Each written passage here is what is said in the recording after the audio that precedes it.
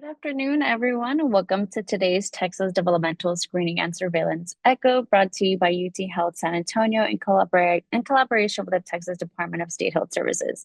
My name is Maria Gutierrez, and I will be facilitating today's session. A few housekeeping items before we get started. To help with attendance, please enter your full name, affiliation, and email into the chat. I do see quite a bit of you have already done that, so please continue sending those introductions via chat. We do encourage everyone to use the chat function today or use the raise your hand feature to pose any questions or share perspective during today's case discussion.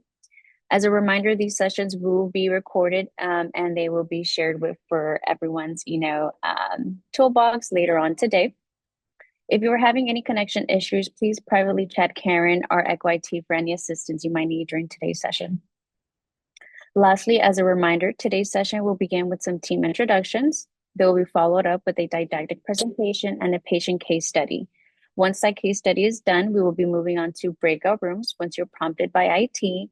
And then once we're done with the case discussion, you will be prompted again to move back into the main room. So please make sure you don't leave the session, you just leave the breakout room. To ensure privacy, no personal health information is allowed at any point during today's session. This does include name, addresses, birthdays, and any other identifiable information.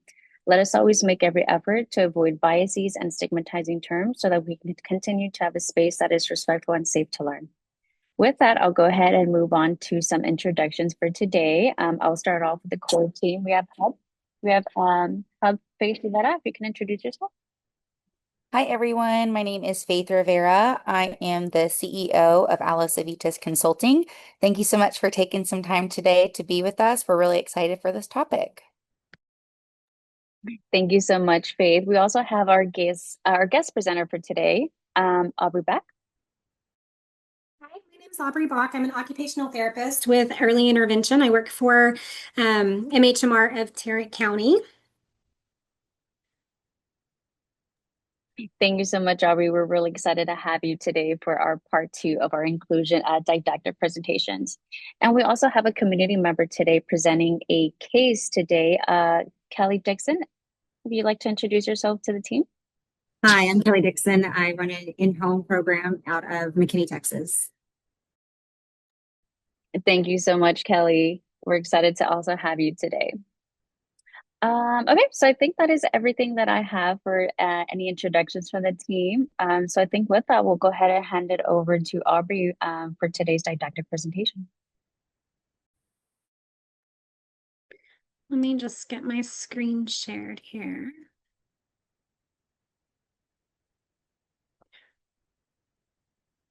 Can everybody see that okay? Yes, we can. Perfect. Well, like I said, I am an occupational therapist. I've been practicing for almost 20 years. I've worked in a variety of settings, but about the last 11 years, I've been in early intervention. And early intervention means that I go where the baby is, whether that's at home or at grandma's house, or very often at childcares. I would venture to guess at any given time that over half of my children are seen in childcare with providers. And so this is a place I really love to be. I love to work with teachers because I think that, with other children around and with teachers who really care and support and want success for these babies, that they just make such progress. And so, I'm with you guys alongside you every single day. Today, we're going to be talking about how to sort of adapt and how to look at the environment to make changes for children within the childcare setting. Just disclosures, this presentation are my opinions and don't reflect the policy of UTSA, and I have no financial conflicts. And then this is just UTSA's unconscious bias disclosure. So today we're going to talk about inclusion. We're going to talk about why inclusion, why it's important and what the benefits are, and then sort of look at typical routines within the childcare setting within the day and look at supports and resources that we can use to help increase inclusion within the childcare setting. And then of course our small group discussion. So pulled straight from Laura's presentation last month, what is inclusion? It's the act of creating access, to experiences and opportunities by inviting, involving, informing with intention. And I loved that. And when I saw it in her presentation, I was like, I'm going to steal it. But I also want to add to it. Inclusion is also assuming capability on the part of every child, and not just seeing the disability or the struggle. It's assuming that they're competent and not assuming that they can't do something or can't participate in something. It's looking at all activities and assuming that they have value. Often, especially in the younger rooms, at commercial child cares, I hear, well, he can't do that. He's not old enough. He's not big enough. But there is a value in every activity for every child, regardless of disability or age or skill level. But what that might mean is adapting the activity to meet that child's skill level. So I know often as providers and practitioners, we sort of have a goal in mind and something that we're sort of moving towards in our own mind, but we may have to take a step back and look at how can I adapt this activity to be more successful for that particular child. And then just constantly investing in individual children to build potential. So looking at the sort of daily routines in childcare, and there are more than this, but in general, we always have some type of circle time, some type of centers or free play time, outdoor play time. But then there's things like diaper changes, meal times, nap times. Those are routines as well. And we can put, skill building and capacity building within those routines also.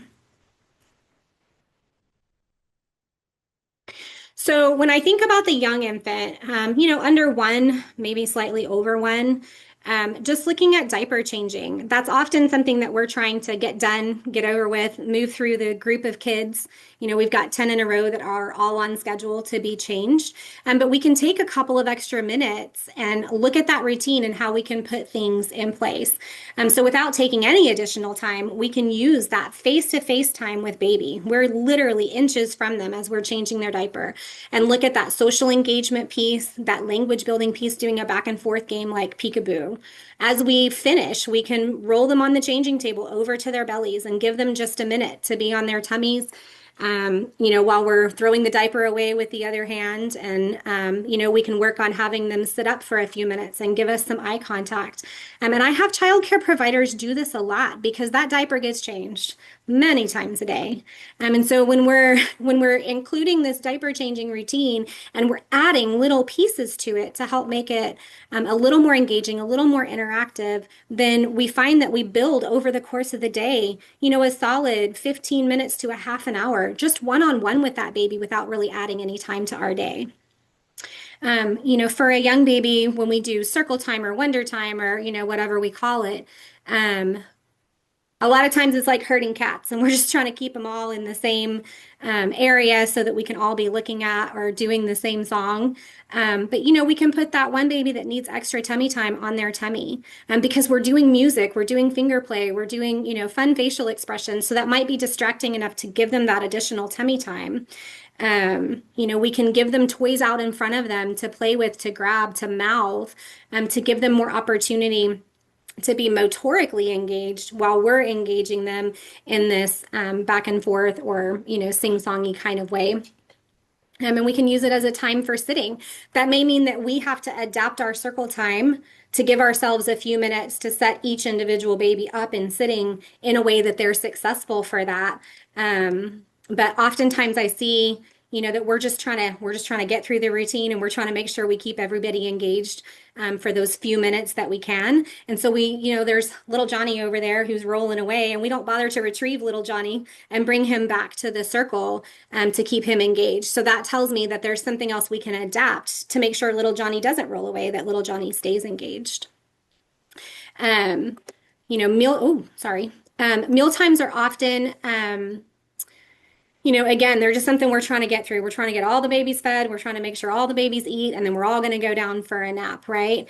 And then there's that one little guy that doesn't want to eat, or, that isn't necessarily as independent, so we have to feed. But we can use that opportunity to put safe foods down for them to play with, to keep them engaged in the meal, even if we're going to have to come back a few minutes later and feed them. We can put safe foods on their tray so that they can start working on that pincer grasp or that raking grasp, those fine motor skills that come, in late infancy. And we can use the time to talk about communication. Babies are constantly reaching and grabbing and trying to get at things, but we can work on signs and gestures. Do you want more? And we can sign more for them, and we can help them sign more before we put food down on their tray. So without adding any additional time to our routine, we can make that a more rich opportunity for them. For the toddlers, if we're up and walking, then maybe we're not working on sit to stand. But if we're a motor delayed toddler, that diaper changing routine doesn't have to happen on the table on our back. That diaper changing routine can happen in the bathroom on a toddler-sized toilet where we can work on sit to stand. And I often encourage, in those early classrooms where we're starting to work on potty training, even the child that is not potty trained or that doesn't have the same motor capacity, we should be in that room with all of our other friends doing it in the same way. We're trying to turn them through, right? We're trying to get all those diaper changes done. But we can take a few extra seconds to help them hand over hand pull those pants up. Are they going to do it? No, but they can do it with our help, and they can do it to be part of the routine and to have some autonomy with that. And what we find is that they end up being more independent more quickly if we take that time to build that capacity and assume capability early on. We can also just use that same diaper changing routine to work with the language delayed child on mimicking sounds and songs by singing to them. I know when we've got a list of 10 kids that we're trying to get diaper changed all at one time so that we can then go all outside to play with clean diapers or lay down for a nap. We're not thinking about turning our attention to that one child in that moment, but you have a captive audience right there. You have a baby inches from your face who's really interested in you. Really, on up until the age of 2, babies are more interested in people than they are in toys.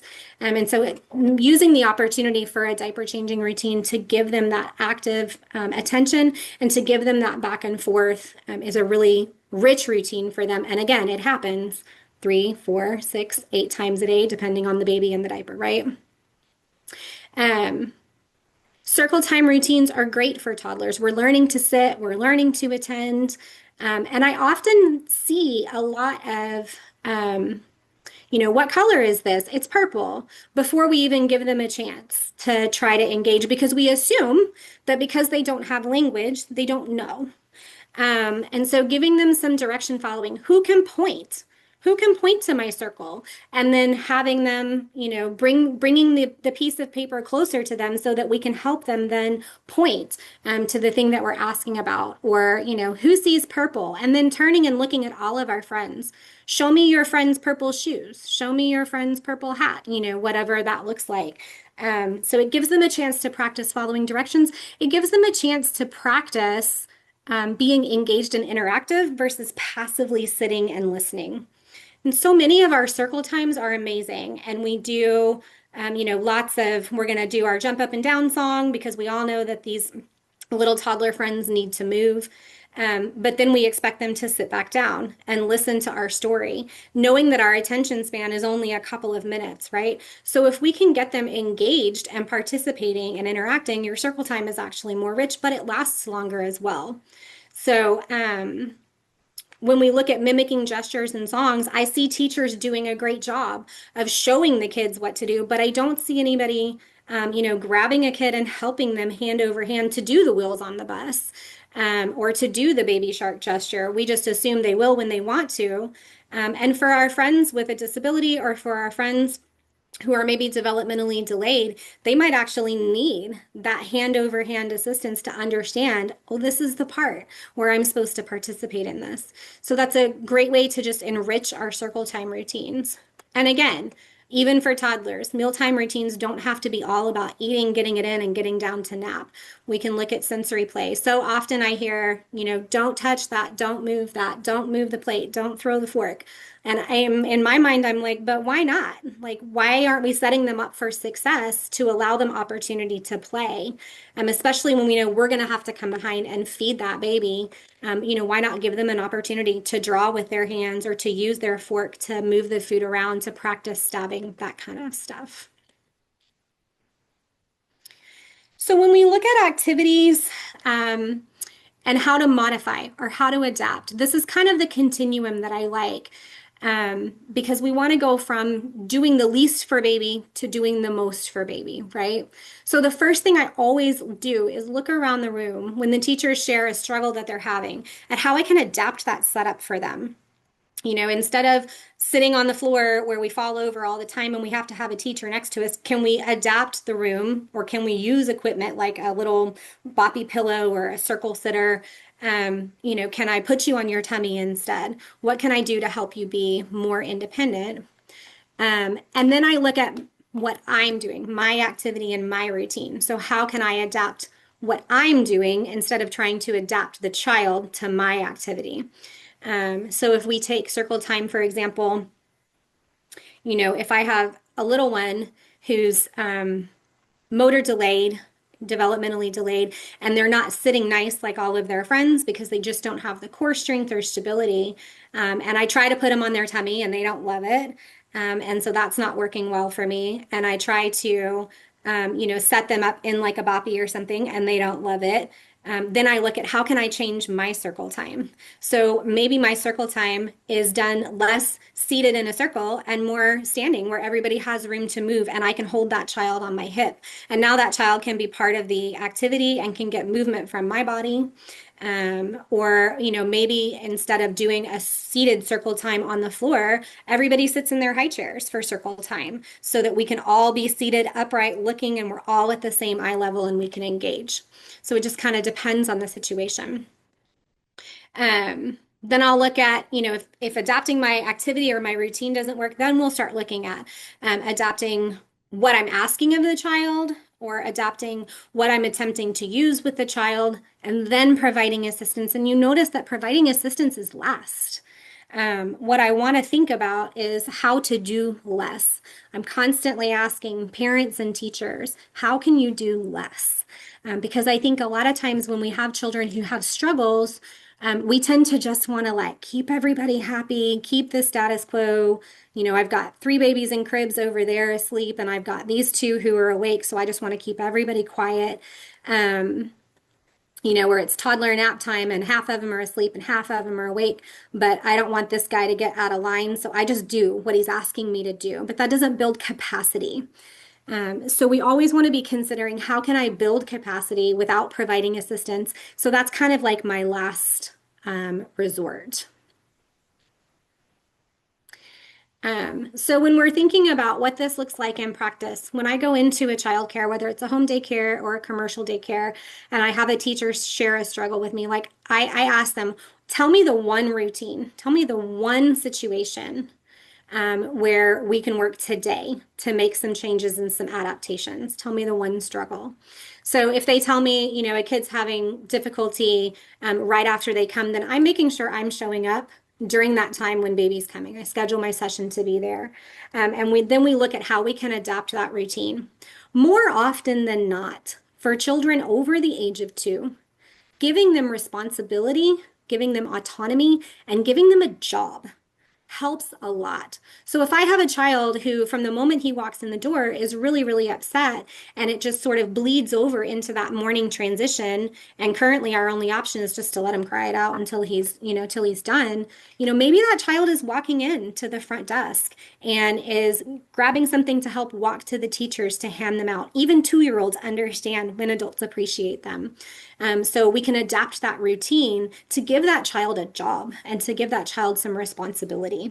In this other example, children are having difficulty cleaning up after playtime.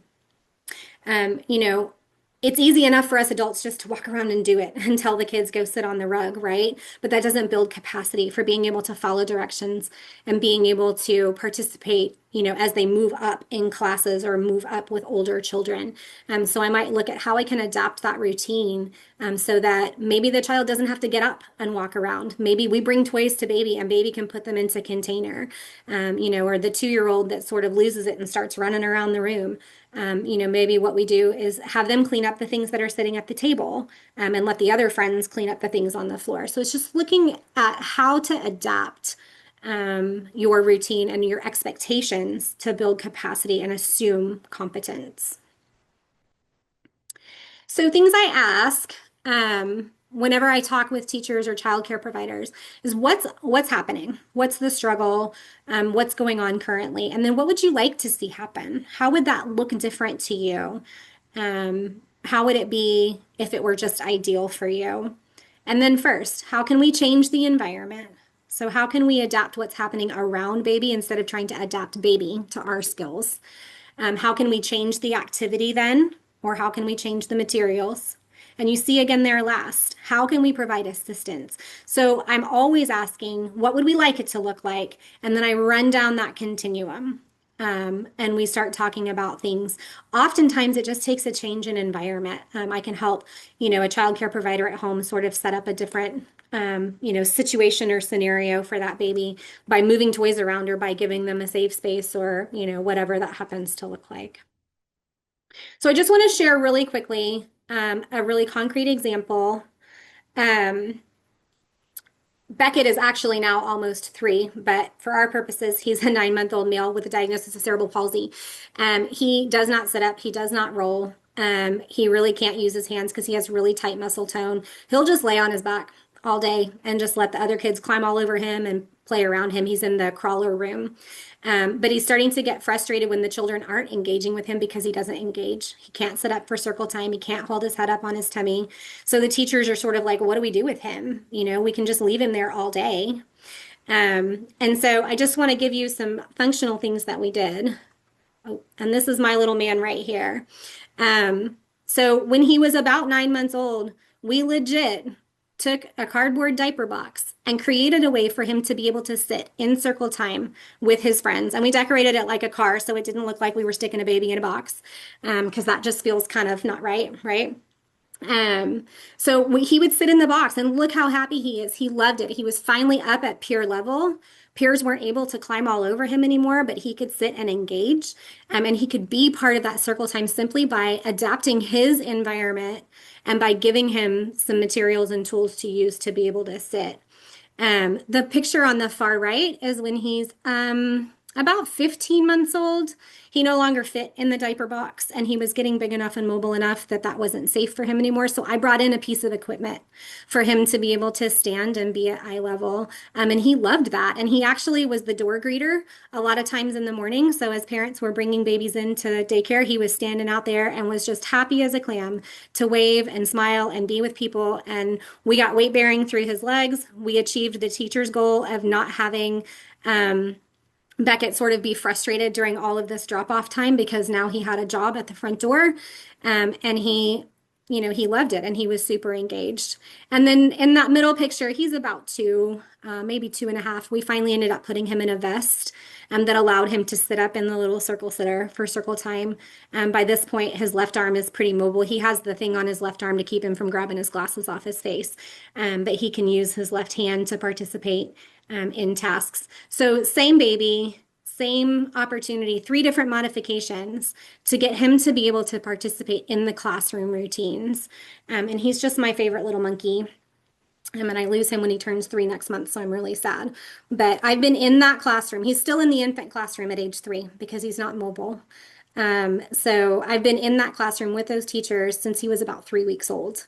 So we've come a long way. But I just wanted to give you all some ideas there with him. So does anybody have any questions or any thoughts before we move on to the breakout rooms and the case study? Thank you so much, Aubrey. I think that was just the cutest little car ever. And I just really loved how you mentioned, that we're here to help the little ones be more independent and really adapt to them. I think that's just so, such a key thing to really mention is that, that this is part of their development and that it's going to take some adjusting and we're here for it. So thank you so much for that. Like Aubrey mentioned, we do have some time for some questions or comments if anybody would like to unmute or raise their hand.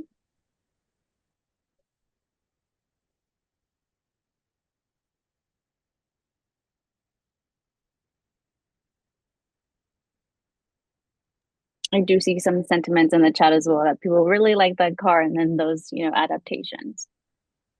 Oh my gosh, it's just the easiest thing to do too. And I think when I tell people, put your baby in a box, they sort of look at me cross-eyed. But Beckett's parents have been nice enough to give me access to that photo. So I show that to a lot of people. I'm like, look how happy he is. And this is a child who cannot sit up otherwise. But he looks so great doing that. And he was so proud of himself.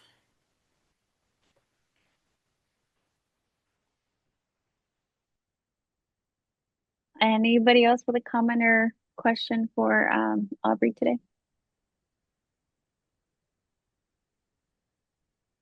Okay, no worries, y'all. We'll go ahead and move on over to announcements just so we have enough time for the case discussion today. We'll go ahead and just give Karen a second to share those announcement slides.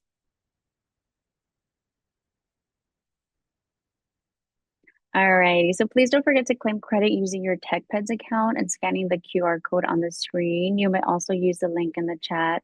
And as a reminder that this link and QR code will also be shared via email. Next slide. Are you interested in presenting a case? Cases can describe a challenge that you are presently facing with a child in your care. Challenges could be around screening, intervention, and referrals. As a case presenter, you do not have to prepare a formal presentation, but you're more than welcome to go ahead and shoot us an email once Karen puts that in that chat. And then we'll be more than welcome to accommodate you into one of our future sessions. Next slide. Speaking of future sessions, our next session will be Friday, July 11th, with the part 3 on this included mini series that we are hosting for everyone. Next slide. And then just as a friendly reminder today is that we will be moving on to breakout rooms to help with some case discussion today.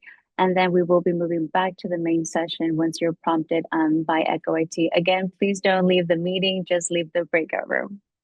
Thank you so much, Karen, for sharing those slides. Okay, and with that, we'll go ahead and move on over to the case presentation for today.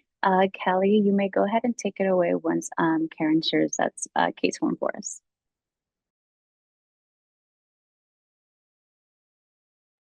Okay, so I have a child. She doesn't have a diagnosis of any type. She seems to have some type of processing disorder. She just turned 36 months or 3 last month. She has trouble with self-regulation. Even in a small group setting, she's very easily triggered. She's the middle child. She's got 2 years between each sibling. She has trouble regulating her emotions and is easily triggered by minor inconveniences. She can spiral for hours, and I'm not exaggerating, like hours, which involves screaming, contorting, and locking her body in awkward positions, almost like double jointed, the way she contorts her body. And this happens at home, and it makes it difficult for her parents to take her places.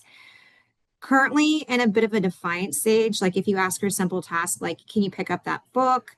She'll say no. And if you ask someone else to pick it up instead, that will send her into a spiral. I've had her since she's about 18 months, so over a year and a half.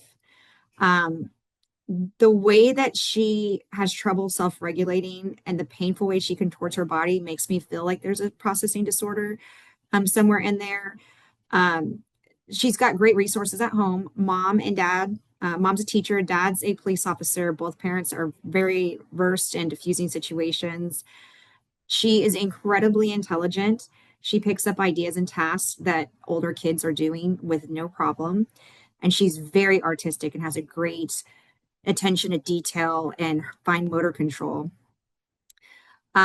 Things that we've tried breathing techniques like breathing boards, mimicking breaths, talking about our emotions, the way we were feeling and why we feel that way. We've tried weighted toys, deep pressure, calming corners.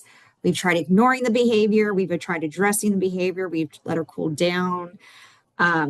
If she says no moving, if she says no, moving on to the next person again will cause her to just completely break down.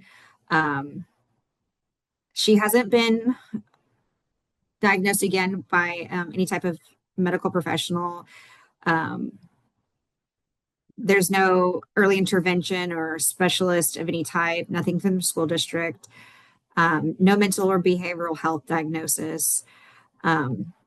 aside from having the parents talk with their pediatrician about her behavior, it's just kind of wanting to know what other resources might be out there.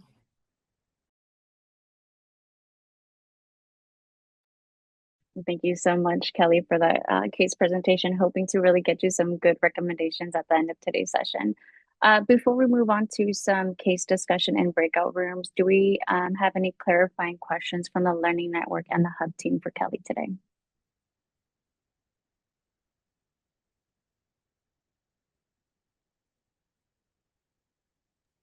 No I do testing see has a been done. question.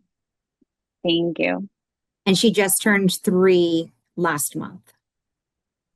And she's great with her speech. She can communicate very well, great eye contact. I do have 2 other children who have autism in my program, and she does not seem to display the symptoms that they have, which every autistic child is different, but I don't see that in her. Kelly, when you brought up to the parents about having at least the referral to the pediatrician, um, how was that conversation taken from the parents' perspective?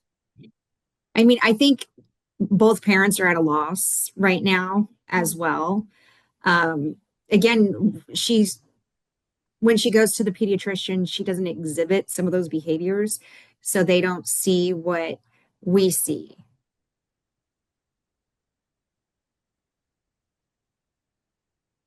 I was asking prior to the session too, like, where is she successful? Where is she the happiest? What are the easiest routines for you? Like, where are the places that she's successful? I mean, she is so incredibly gifted at so many different things that I don't have an area that she struggles. The main thing that is an issue right now is just simple tasks like, hey, do you want to color right now? And she'll say no. And you say, okay, well, we can play with bears instead, and then that will just cause her to have an episode. Like it doesn't seem to have a rhyme or reason. She just flips a switch and just is different. Yeah. I just see a question from Norma Rojas. Would you like to unmute and ask? Hi, Kelly. I just have a couple of questions. So if the child, you kind of posted, when you give her an instruction is more of a question, like, do you want to color? But has it been provided more as an instruction, like, right now we're going to color for a few minutes, as opposed to asking the child, like, do you want to do this? That's my first question. And then the second one is, you mentioned the conversation with parents. If there are some type of like homework or things to work on in the home, are they following through with your recommendations? So we have shared like the things that we're doing here to see if they'll work at home. The mom says that she is doing the same activities at home to try to like make it consistent across the board. So like when we're doing like the breathing board, they have a lot of the similar materials at home for her as well. And then for the statement versus question, I do rotate between the two. So, I'll say, okay, everyone, we're going to put on our shoes right now. Can you put on your shoes if she doesn't respond the first time? So, I'll make a statement first and then I'll try the question, ask, do you need help putting on your shoes? And let's say that she says no. Okay, well, then I'm going to help the next child put on their shoes. And then, that would set her off. Okay, thank you.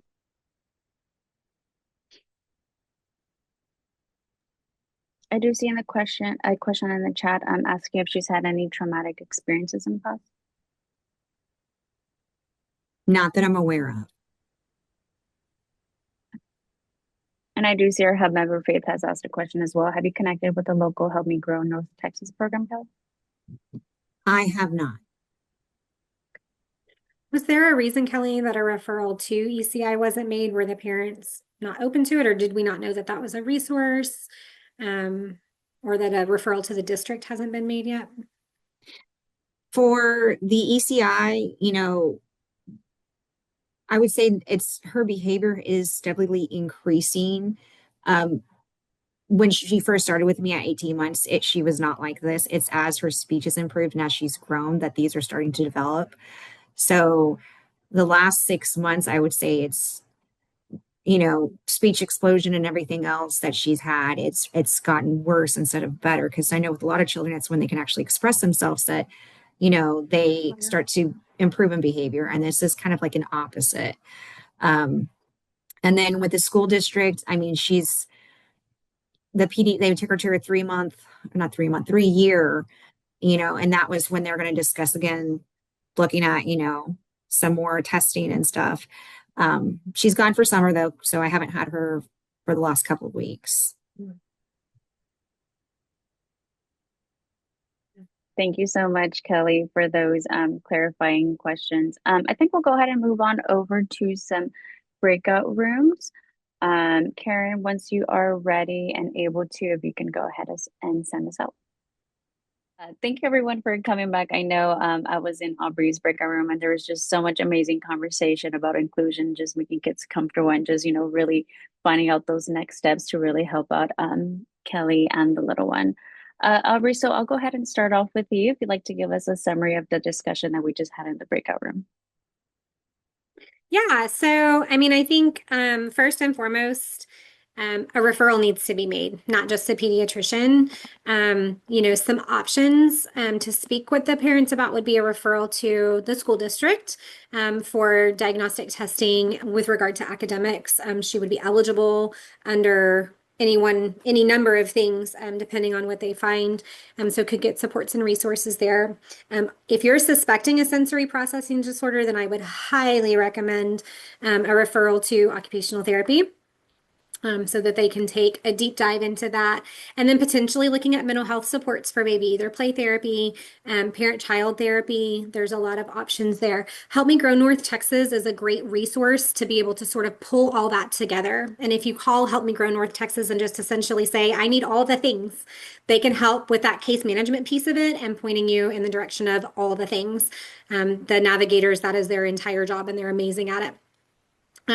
Some other sort of more functional, I know you said she's not with you, but assuming that she is, some more functional things that were brought up were like providing a list of preferred activities to her, that she can choose from. So you can do this or you can do this, from this list of activities to sort of help set her up for success, to give her some options. So there's really nothing to say no to. Another suggestion I think that was made in the main group chat, but then again in our breakout room, was using a puppet or a doll to sort of be the model for the behavior. Like, look how well she's sitting and look how well she's participating and helping clean up and that. So it's not another child that we're pitting against this little one, but, just a puppet that we can provide that praise to, because she probably responds really well to praise, which is praise and attention, which is probably how parents are having success, some at home as well. And then when it is time to give instruction, giving it like you can either clean up or you can, go push the chairs back under the table, giving two very concrete things to allow her some autonomy to make those choices. That was sort of the gist of what we discussed. Thank you so much, Aubrey. I believe you did capture everything that was discussed during today's breakout room. I'll go ahead and hand it over to Faith, so you can go ahead and give us a summary of the recommendations also discussed in your breakout room, as well as an overall summary, please. So in our breakout room, a couple of the additional ideas or resources that were shared. One of the kind of final discussion points that we had was looking at what parental stressors may be impacting the behavior of the child, with the mom being a teacher and the dad being a police officer. Those are very high stress jobs, and oftentimes those folks can bring a lot of stress back home. And so figuring out, are there ways to support stress management for the family, see what bringing home that stress is doing potentially to the engagement interactions between parent and child, between the other siblings, and maybe, the child care facility is this baby's safe place, and so they feel more free to have those behaviors than they would at home. I know there was mention that sometimes it happens at home, but maybe a little bit more intense within the child care setting. Someone else had also mentioned that sometimes Tantrums or these kinds of behaviors can mask another need that is being unmet. So trying to figure out ways to find what that other need is, and redirecting to ensuring that that need is met for the child, and trying to find out if there has been any trauma. I know trauma was mentioned both in the chat and kind of in our room. Even if there's not any direct knowledge of trauma happening to the child or around the child, but just trying to figure out if that could potentially be some of the triggers that are happening. And a lot of the other things that were mentioned in our room were already kind of mentioned from the other group. And to wrap things up, other than the amazing resources and ideas that were shared, some of the kind of key takeaways from Aubrey's presentation was really looking at how do you build skills within routines that are already happening within the center. All children have strengths and abilities, and it's our job to walk alongside them, build their capacity to be able to continue to grow and thrive. Really focusing on that relationship building, especially for the children under 2 who are a lot more interested in us as people than they are in toys and their peers. But really focusing on first the adapting of the environment before using the additional equipment or instruction. And again, it's our job to build capacity of these children to be successful. Thank you so much, Faith, and everyone else that has joined us for today's amazing conversation. I learned myself so much today. A lot of little things to always just keep in mind with the little ones in my life. Um, so Karen has posted in the chat, the link to claim any tech pets. As a reminder, you do need an account. So if that original web page does look a little funky, please make sure that you do create an account, log in, and then you're able to seek those credits online. With that, we'll go ahead and leave everyone be. Happy Friday. Hope everyone has a good, restful weekend, and we'll see you all on July 11th. Thank you.